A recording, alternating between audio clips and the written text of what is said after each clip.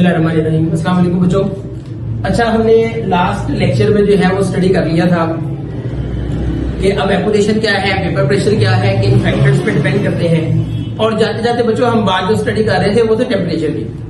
हमने ये बात स्टडी की थी कि जब आप टेम्परेचर को इंक्रीज करेंगे तो लिक्विड्स का जो वेपर प्रेशर इंक्रीज करेगा, लेकिन वेपर प्रेशर के इंक्रीज करने की जो स्पीड है वो भी इंक्रीज करती रहेगी। टेबल मैंने आप लोगों को समझाया था कि अगर हम टेम्परेचर में 10 डिग्री सेल्सियस का इजाफा करते चले जाएं तो आप देखेंगे 0 से 10 तक वेपर प्रेशर में जो इंक्रीज आएगा वो कम आएगा, 10 से 20 पे ज्यादा आएगा, 20 से 30 पे उससे भी ज्यादा आएगा। So as the temperature of a liquid is increase, not only the vapor pressure is increased but also the speed of evaporation is also increased। मतलब evaporation की स्पीड या वेपर प्रेशर, वेपर्स बनने की जो स्पीड है वो increase करना शुरू हो जाती है। तो आज जो हम टॉपिक स्टडी करने जा रहे हैं ये इस चैप्टर के लॉन्ग क्वेश्चन में से एक बड़ा ही इंपॉर्टेंट टॉपिक है। याद रखिएगा, it is very important long question. तो ये लॉन्ग में बड़ा ही इंपॉर्टेंट टॉपिक है और वो है मेजरमेंट ऑफ वेपर प्रेशर, कि हम वेपर प्रेशर को मेजर कैसे करते हैं।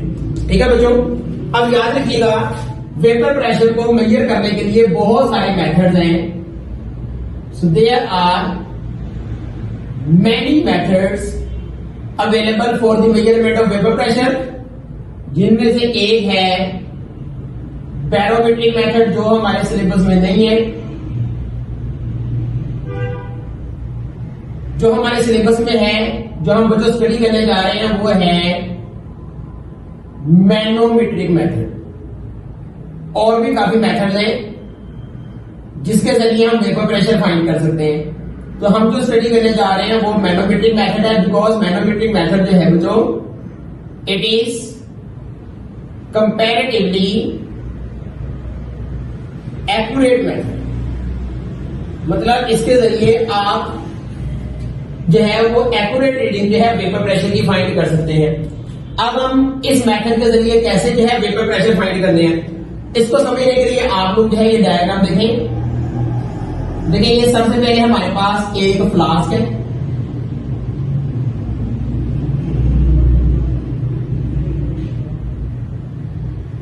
ये एक फ्लास्क है। ये बच्चों वो लिक्विड है जिसका हमने वेपर प्रेशर फाइंड करना है।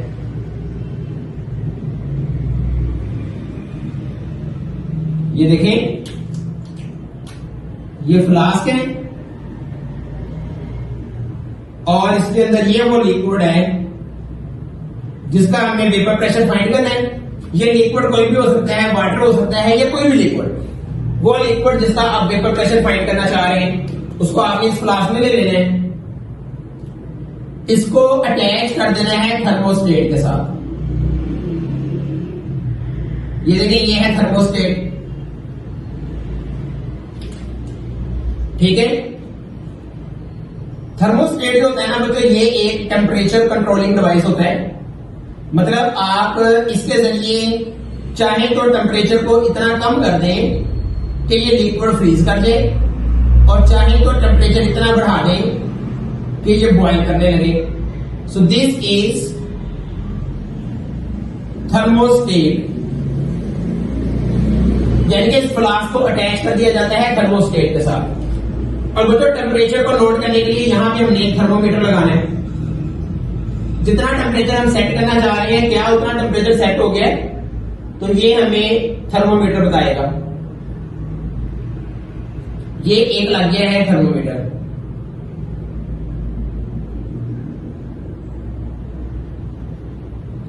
साथ साथ हम इसको लेबल करी जा रहे हैं। ये है थर्मोमीटर। ये फ्लास्क जिसके अंदर वो लिक्विड है जिसका हमने वेपर प्रेशर जो है फाइंड करना है, इसको फ्लास्क को अटैच किया है थर्मोस्टेट के साथ, which is provided with the thermometer, जिसके साथ थर्मोमीटर लगा होता है। अब हमने क्या करना है, इस फ्लास्क को बच्चों अटैच कर देना है एक ट्यूब के साथ। ये एक ट्यूब है, ऊपर से इसको हम बंद कर रहे हैं। ये सिस्टम हो गया क्लोज्ड। अब क्या करेंगे, इस ट्यूब जो है इसके दो एंड्स होते हैं बच्चों ऐसे। अब देखिए, इस ट्यूब के जो है वो दो एंड्स हैं। एक एंड को, ये इसके दो एंड्स हैं, इसका मतलब जो ये वाला एंड है ना, ये एक वाला एंड, ये हमने यहाँ पे जो है वो स्टॉपर लगाए हुए हैं। इसके जरिए जब हम चाहें इसको ओपन और क्लोज कर सकते हैं। इसका जो एक एंड है वो हमने अटैच कर देना है वैक्यूम पंप के साथ, और जो दूसरा एंड है इसको अटैच कर देना है थर्मोस्टेट के साथ, सॉरी थर्मोस्टेट कह रहा हूं, मैनोमीटर के साथ। तो ये असल में मैनोमीटर है जिसकी हम बात कर रहे हैं, जिसकी वजह से इसको मैनोमेट्रिक मेथड कहा जाता है। ये मैनोमीटर है। अभी मैं आपको बताता हूं कि मैनोमीटर क्या होता है। ये मैं इसकी ट्यूब बना रहा हूं,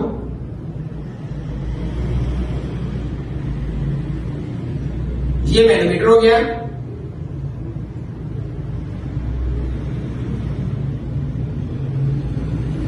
इसके अंदर बच्चों मर्करी फिल की होती है, तो ये हम मर्करी फिल करने लगे हैं। तो मैनोमीटर क्या है? Manometer is a U shape glass tube. ये यू शेप ग्लास ट्यूब है that is provided with mercury, जिसके अंदर ये मर्करी भरी होती है। ये देखें, ये हमने मर्करी फिल कर दी। और बच्चों रीडिंग नोट करने के लिए अंदर यहां पे ना एक स्केल लगा होता है। रीडिंग नोट करने के लिए ये अंदर एक स्केल लगा हुआ है।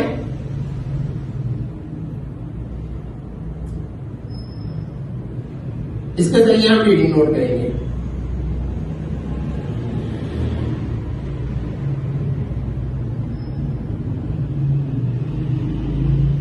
ओके, तो ये है सारा मैनोमीटर। ये है बच्चों मैनोमीटर।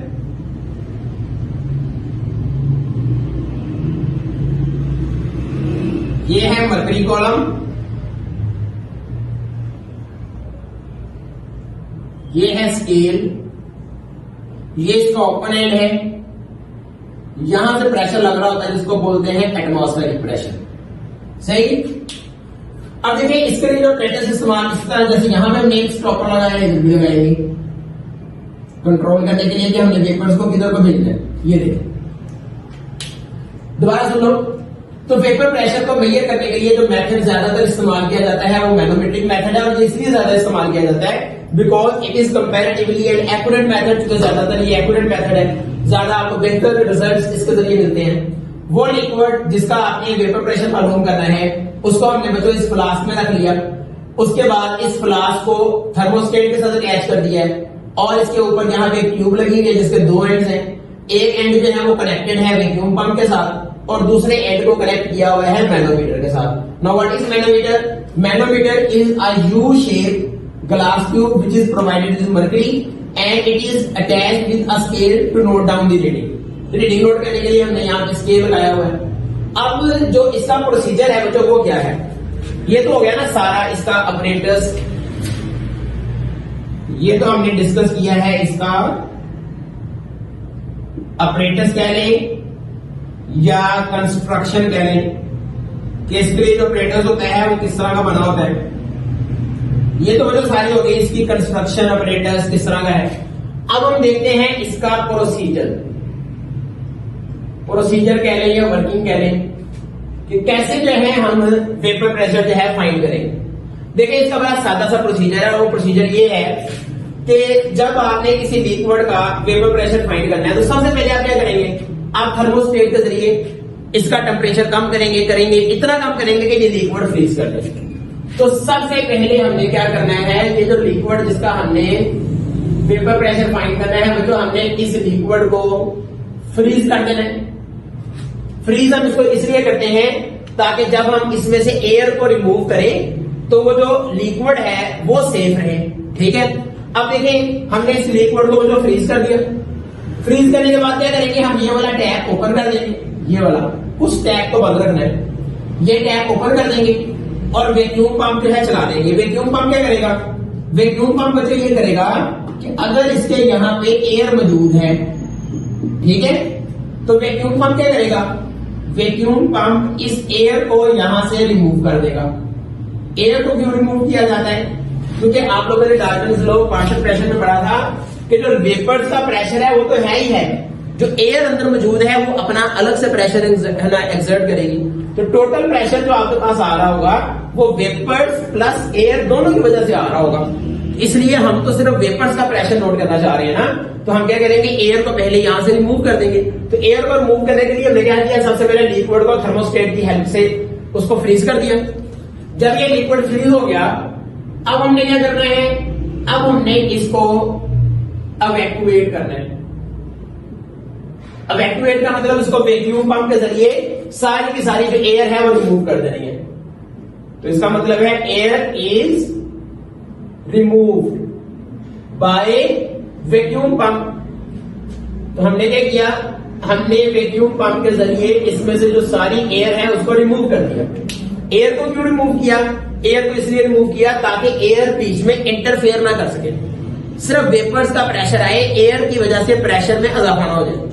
तो हमने क्या किया, सबसे पहले लिक्विड को फ्रीज किया, उसके बाद वैक्यूम पंप की वजह से एयर को इवैक्यूएट कर दिया।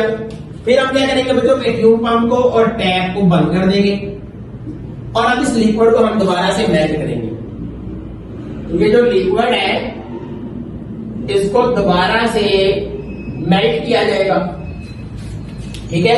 So liquid is melted again. इसको मेल्ट करने से क्या होगा बच्चों, इसको मेल्ट करने से ये होगा कि जो एयर इसके ऊपर थी वो एयर तो हमने सारी यहां से रिमूव कर दी है, लेकिन अगर कोई एयर या गैस इस लिक्विड के अंदर डिसॉल्व हुई हुई थी तो अब चूंकि यहां पे वैक्यूम पैदा हो चुका हुआ है, जब आप इसको मेल्ट करेंगे तो जो लिक्विड इसके अंदर थी, डिसॉल्व थी या इसके अंदर जो है ना वो मिक्स हुई थी, वो एयर भी निकल के यहां से बाहर आएगी। जब वो एयर भी निकल के बाहर आएगी तो हम ये सारा प्रोसेस दोबारा से मतलब रिपीट करेंगे। हम क्या करेंगे, दोबारा से लिक्विड को फ्रीज करेंगे। इसको मेल्ट करने से क्या हुआ था, इसको मेल्ट करने से ये हुआ था कि इसके अंदर जो ट्रैप्ड एयर या गैस है वो बाहर आ जाएगी। जो इसके अंदर एंट्रैप थी ना, जो इसके अंदर ट्रैप हुई थी वो भी निकल के बाहर आ जाएगी। हमने क्या करना है, लिक्विड को दोबारा फ्रीज करना है। दोबारा फ्रीज करने के बाद इसको हमने दोबारा इवैक्यूएट कराना है, यानी कि जो एयर निकल के अब बाहर आई है अब उसको भी रिमूव कर देना है। और जब वो भी निकल जाएगी तो हमने इसको लिक्विड को फिर से मेल्ट कर देना है। अगर पहले कुछ एयर थोड़ी बहुत निकलने से बच गई थी अब वो निकल आएगी। जब हम इस प्रोसेस को, ये जो ऊपर वाला प्रोसेस है, process is repeated 2 to 3 times, आप इसको ज्यादा दफा भी कर सकते हैं। इस प्रोसेस को हम 2 से 3 बार जो है वो रिपीट करते हैं until all air is removed। हम इसको तब तक जो है वो ऐसा करते रहेंगे जब तक कि सारी की सारी जो एयर है वो रिमूव ना हो जाए, ठीक है। जब सारी एयर रिमूव हो गई अब हमें तसल्ली हो गई है कि किसी किस्म की एयर अंदर नहीं बची जो कि सिस्टम मेजरमेंट के दौरान जो है प्रॉब्लम क्रिएट कर सकती है। अब हमने क्या करना है, अब बच्चों एयर निकालने के बाद अब हमने क्या करना है, अब हमने थर्मोस्टेट की मदद से इसका लिक्विड का टेम्परेचर सेट करना है। कल जैसे मैंने आपको टेबल बताया था कि हमने लिक्विड का वेपर प्रेशर मुख्तलिफ टेम्परेचर्स पे मेजर किया था। तो सबसे पहले हम क्या करेंगे, अब हम बच्चों हम इसका एक टेम्परेचर सेट करेंगे, टेम्परेचर T1। कोई भी टेम्परेचर हो सकता है, 0, 10, 20, 30 आपकी मर्जी। कोई आगे थर्मोस्टेट के जरिए टेम्परेचर सेट करना है। आप देखेंगे उस टेम्परेचर के ऊपर इसके वेपर्स बनेंगे, ये इसके वेपर्स बनेंगे, जितने भी उसके वेपर्स बनेंगे उन वेपर्स को हमने इधर लेके जाना है। अब हमने वैक्यूम पंप और ये टैप बंद करना है और इसको ओपन कर देना है। जब हम लिक्विड को यहां से आगे लेके जाएंगे तो ये क्या करेगा, ये यहां से जाके मरकरी के कॉलम के ऊपर फोर्स लगाएगा, जिससे इसका कॉलम यहां से नीचे हो जाएगा, यहां से ऊपर हो जाएगा। आपने क्या करना है, आपने मरकरी के दोनों कॉलम्स के दरमियान हाइट का डिफरेंस फाइंड करना है। स्केल लगा होगा, आपने सिर्फ रीडिंग नोट करनी है। This is called del H. आपने एक टेम्परेचर सेट किया, टेम्परेचर T1। इस टेम्परेचर के ऊपर जो है वो वेपर्स बने, उन वेपर्स को हमने भेज दिया मैनोमीटर के पास। अब मैनोमीटर जो है वहां से आपको डेल एच पता चल जाएगा, यहां से आपने ये डेल एच नोट करना है। पी ये एटमॉस्फेरिक प्रेशर है, ये कांस्टेंट होता है। तो बच्चों अब वेपर प्रेशर फाइंड करने का जो फार्मूला है वो है P is equal to P A plus del H. P A constant है और नॉर्मली 1 एटमॉस्फेरिक प्रेशर होता है, ठीक है, 760 टॉर। और ये डेल एच जो है वो इसके दोनों कॉलम्स में, मरकरी के ये जो 2 कॉलम है इनमें हाइट का डिफरेंस डेल एच, ये आपने बच्चों फाइंड कर लिया। तो टेम्परेचर T1 पे आपको वेपर प्रेशर पता चल गया। अब आप किसी दूसरे टेम्परेचर पे फाइंड करना चाह रहे हैं, आप क्या करें, थर्मोस्टेट के जरिए इसका टेम्परेचर बढ़ाएं और अब की बात उसका टेम्परेचर सेट कर दें टेम्परेचर T2, ठीक है। देखेंगे आप टेम्परेचर जब बढ़ाएंगे तो इसके वेपर्स भी बढ़ेंगे, जब वेपर्स बढ़ेंगे तो इसका प्रेशर भी बढ़ जाएगा। यहां से ये मरकरी का कॉलम थोड़ा नीचे आ जाएगा और यहां से ये कॉलम थोड़ा ऊपर चला जाएगा। अब की बार इसकी हाइट का डिफरेंस आएगा, ये डेल एच की वैल्यू चेंज होगी। आप ये डेल एच की वैल्यू यहां पे पुट करेंगे, टेम्परेचर 2 के ऊपर आप वेपर प्रेशर फाइंड कर लेंगे। इस तरह आप टेम्परेचर चेंज करते जाए, टेम्परेचर चेंज करके आप मुख्तलिफ टेम्परेचर के ऊपर उस लिक्विड का जो वेपर प्रेशर है वो फाइंड कर सकते हैं। आप एक बात नोट करेंगे कि टेम्परेचर का वेपर प्रेशर के साथ जो है वो डायरेक्ट रिलेशन है। जैसे जैसे आप टेम्परेचर बढ़ाते जाएंगे आप देखेंगे उसका वेपर प्रेशर भी बढ़ता चला जाएगा। किसी भी टेम्परेचर के ऊपर अगर आप उसका वेपर प्रेशर फाइंड करना चाह रहे हैं तो आप इस तरीके से कर सकते हैं। मैंने आपको कल भी बताया था कि बुक में पेज नंबर 89 के ऊपर ये टेबल दिया हुआ है, ये आपने टेबल याद नहीं करना, ठीक है। ये टेबल सिर्फ आपको ये समझाने के लिए है कि जैसे जैसे हम उसका टेम्परेचर बढ़ाते जाएंगे उसका वेपर प्रेशर बढ़ता जाएगा। अगर मैं एक दो वैल्यूज लिखूं 0 पे, 10 पे, 20 पे, 30 पे, आप देखिए 0 पे जो उसका वेपर प्रेशर है वो है 4.57, ठीक है। ये टॉल पे वैल्यूज गिवन है। 10 डिग्री सेल्सियस पे है 9.2, ये इसका वेपर प्रेशर आ रहा है, ठीक है। और बच्चों 20 भी दिया हुआ 17.5 और 30 पे जो इसकी वैल्यू दी हुई है वो है 31.8। आप एक बात नोट करें, ऐसे नीचे चलता चला जाएगा। अब देखिए जब हम टेम्परेचर को 10 से 20 पे लेके जाते हैं, टेम्परेचर हमने 10 डिग्री सेल्सियस पर है, वेपर प्रेशर कितना बढ़ा है, तकरीबन 4.7 का तकरीबन इजाफा हुआ है। इसमें से इसको माइनस करने आ जाएगा।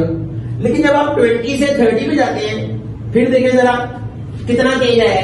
0 से 10 पे जाते हुए टेम्परेचर 10 इंक्रीज किया था, वेपर प्रेशर में तकरीबन 4.5 का इजाफा हुआ।